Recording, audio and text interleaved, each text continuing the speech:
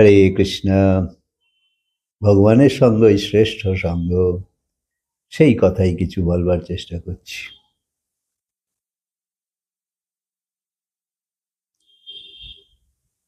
ভগবানের যে দিব্য তেজ তোমার ভেতরে আছে, তার সহায় তার উপকার যদি তুমি পাও, তাহলে তোমার জীবন এরম খারাপ হতে পারে না।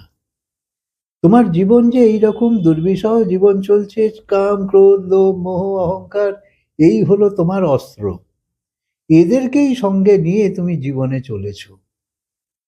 আর এরা আসলে তোমার ভালোর জায়গায় মন্দ বেশি করে, কিন্তু তুমি সেটা বুঝতে চাও না, জানো না। এই ভগবানের শক্তিকে নিজের শক্তির সঙ্গে যদি জোড়ো, যোগ যাকে ভগবান বলেছে, সেই বোধের সঙ্গে যদি ভগবানের বোধকে মেশাও, তাহলে এই শত্রুগুলো আস্তে আস্তে ঠান্ডা হতে থাকবে, চলে যাবে না, আটকাবে, সাবধান হবে, তুমি নিজেকে বাঁচাতে পারবে। তো তোমার তখন দেখবে যে জীবন অনেক ভালো হচ্ছে। সংসারে দেখো না, তুমি যখন রাগারাগি করছো, তো তোমার পরে অনুতাপ হচ্ছে যে এরম করা ঠিক হয়নি, কিন্তু করে তো ফেলছো। তাই এই মলিনতার পর্দা এত মোটা হয়ে গেছে যে আত্মার নিস্তেজ হয়ে গেছে। আর এই দুর্বল আত্মা হলে সে অল্প দুঃখেই কাতর হয়, ঘাবড়ে যায়, নানা উপসর্গ তার ভেতরে আসে। এইরকম এই জপ তপ ইত্যাদির মাধ্যমে যতই ভেতরের মলিনতা যেতে থাকবে, ততই আত্মার প্রকাশ আসতে থাকবে।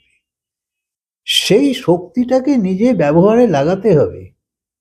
এটা বুঝে ফেলো একবার, তুমি পারো সবকিছুই। ভেতরে সেই মলিনতা যত যত জেগে যেতে থাকবে, আত্মার প্রকাশও আসতে থাকবে। আর তোমার কর্ম সব ধর্মময় হতে থাকবে, ভগবানের আশীর্বাদ পেতে থাকবে।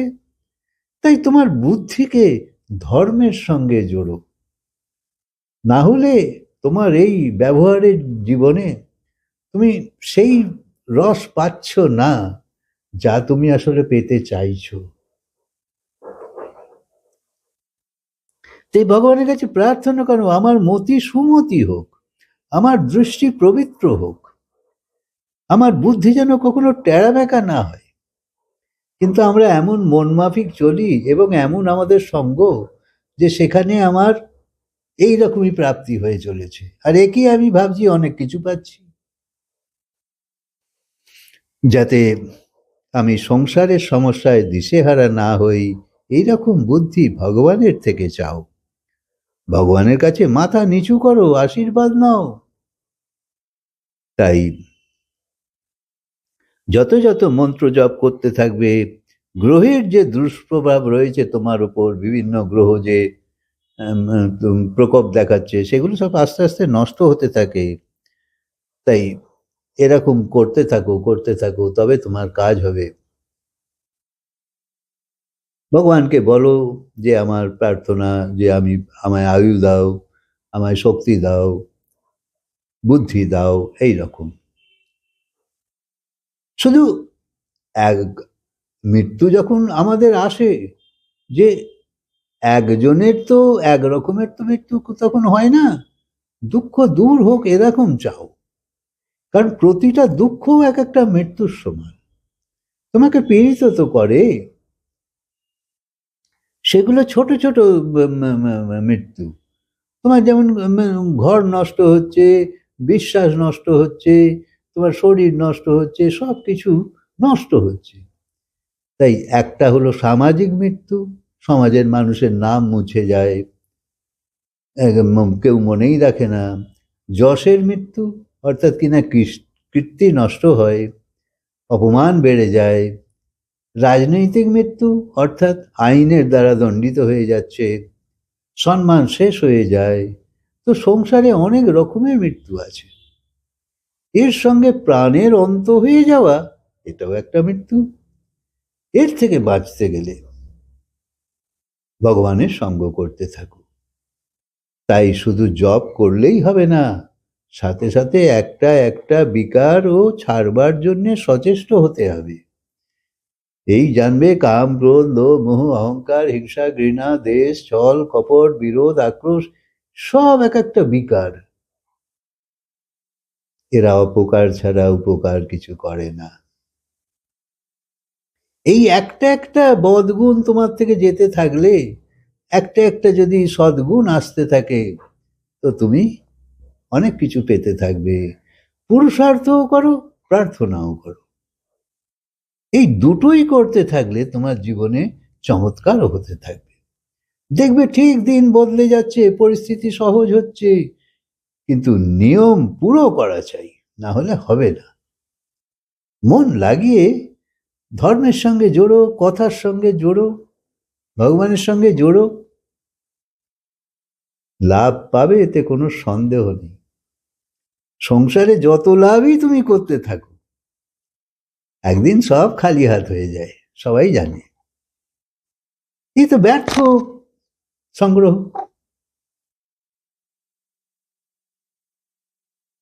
তাই বুঝে বুঝে জীবনকে ঠিকভাবে নিয়ে চলো, তবেই তোমার আসলে ভালো হবে।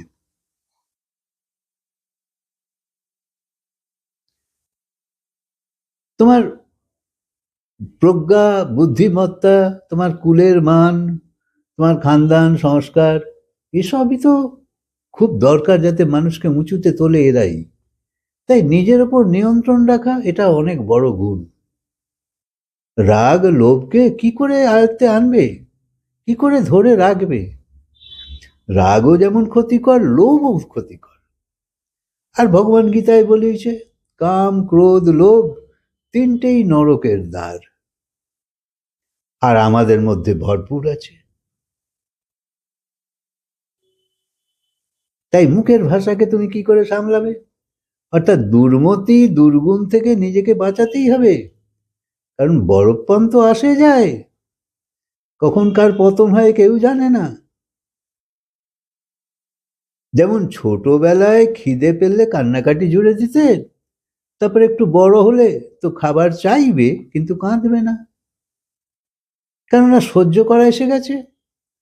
আরো বড় হয়ে গেলে এক দুবার আওয়াজ দিয়ে চুপ করে যাচ্ছ, যে যে হলে ঠিকই দেবে। আরো বড় হয়ে গেলে খাবারের জন্য তাড়াতাড়িও করবে না, সবাইয়ের সঙ্গে খাবে। আবার নিজের সন্তান হয়ে গেলে আগে তাকে খাওয়াবে, তারপর নিজে খাবে। তো জ্ঞান যত যত বাড়তে থাকবে, অত অত সহ্য শক্তিও বাড়তে থাকবে, আর তখন অপরের ভালো আগে করবে। তাই ভগবান বলছে, ক্ষমা করা তো বীরের আভূষণ, সেইটাই তো তোমার মানুষ মাথাকে উঁচু করবে। কাউকে ক্ষমা করা কাপুরুষের কাজ নয়, এটাই তোমার বড়প্পন। মানুষ চমকায় তার নিয়ন্ত্রণ শক্তি, তার কুলের সংস্কার, তার বুদ্ধি, তার প্রতিভা, তার জ্ঞান, এসব যত বলিষ্ঠ হবে, তবেই সে চমকাবে। জ্ঞান থাকলে বিবেক জাগৃত হওয়া চাই, ভালো মন্দের সঠিক নির্ণয় হওয়া চাই। স্থিতি পরিস্থিতির মোকাবিলা তবেই তো তুমি করতে পারবে। জ্ঞান খুব দরকার আছে। এই সৎসঙ্গের জ্ঞান একটা অদ্ভুত বিচার তোমায় দেবে, আর এই অদ্ভুত বিচার একটা তোমাকে বিবেক এনে দেবে। সেই জন্য লোভের শিকার তখন তুমি আর হতে চাইবে না। তুমি তখন অপরের তারিফ করে করে নিজের ভালো করে নিতেও চাইবে না। তখন তুমি সৎপথে চলতে থাকবে। আর এর একটা বড় সুফল আছে। যতক্ষণ না সৎপথে চলবে, সত্যতা সততা জীবনে নিয়ে চলতে চাইবে, ততদিন তুমি সেই আভাস পাবে না, ততদিন তোমার ঠিক ঠিক সেই বোধ আসবে না। তাই লেগে পড়ো, তোমার কল্যাণ নিশ্চয়ই হবে। হরে কৃষ্ণ। কথাকে আজকে বিরাম দিই, আবার বলবো।